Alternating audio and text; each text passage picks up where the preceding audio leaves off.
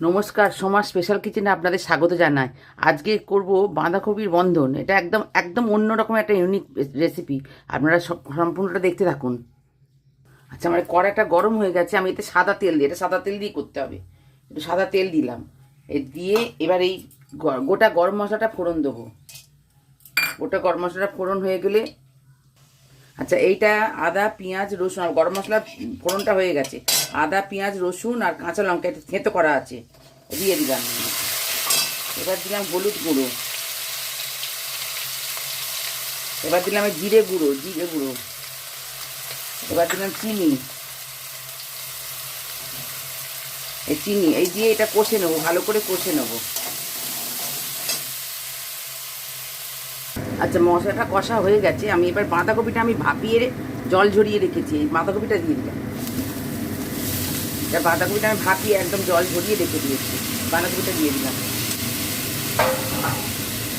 এবার নেড়ে চেড়ে এই পরিমাণ মতো নুনটা দিয়ে দিলাম। পরিমাণ মতো নুনটা দিয়ে নেড়ে চেড়ে এবার ঢাকা দেবো।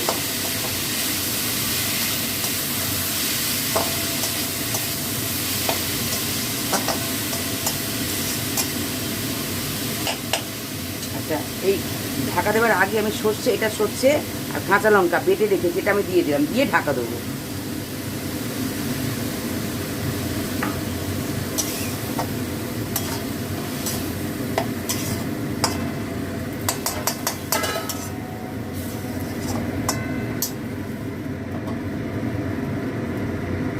আচ্ছা, এটা আমার হয়ে গেছে। এবার আমি ঢাকাটা খুলবো, খুলে ভালো করে নেড়ে নেবো, ভালো করে নেড়ে নেবো।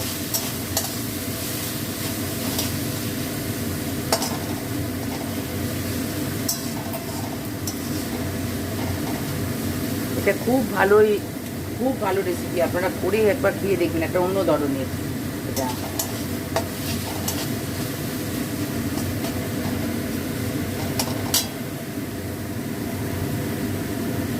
আচ্ছা, এটা আমার ভাজা ভাজা মতন হয়ে গেছে।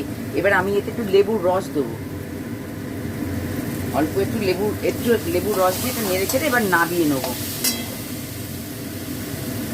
এই ইউনিক রেসিপিটা আপনারা করে খেয়ে কমেন্টে জানাবেন। আজকের মতন এই পর্যন্ত। আপনারা লাইক সাবস্ক্রাইব করবেন। নমস্কার।